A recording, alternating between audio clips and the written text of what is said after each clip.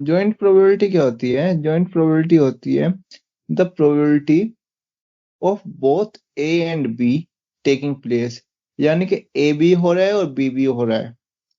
तो क्या हो जाएगी, उनकी जो प्रोबेबिलिटी आएगी वो क्या आएगी? जॉइंट प्रोबेबिलिटी आएगी।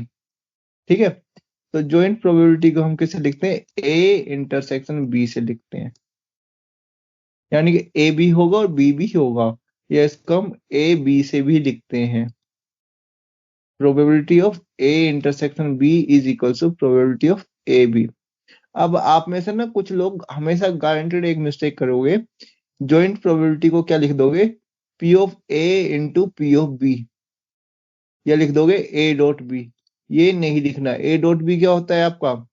मल्टीप्लाई करना होता है, मगर यहाँ पे ये ए बी बोल रहा है, ये मल्टीप्लीकेशन नहीं है। इसका मतलब क्या है? इंटरसेक्शन है। और मतलब क्या है कि ए भी हो रहा है और बी भी हो रहा है। ठीक है, अभी हमने कंडीशनल प्रोबेबिलिटी का क्वेश्चन किया है। फॉर्मूला क्या था? Probability of B upon A is equals to probability of B intersection A upon में प्रोबेबिलिटी ऑफ ए। तो हमें जॉइंट प्रोबेबिलिटी निकालनी है। जॉइंट प्रोबेबिलिटी क्या होती है? P of B intersection A.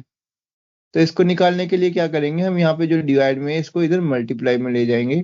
So we will get probability of B upon A into probability of A is equals to probability of B intersection A. ये इसको हम क्या लिख सकते हैं? बी इंटरसेक्शन ए है ना ये, बी इंटरसेक्शन ए, या इसको हम लिख सकते हैं प्रोबेबिलिटी ऑफ बी ए।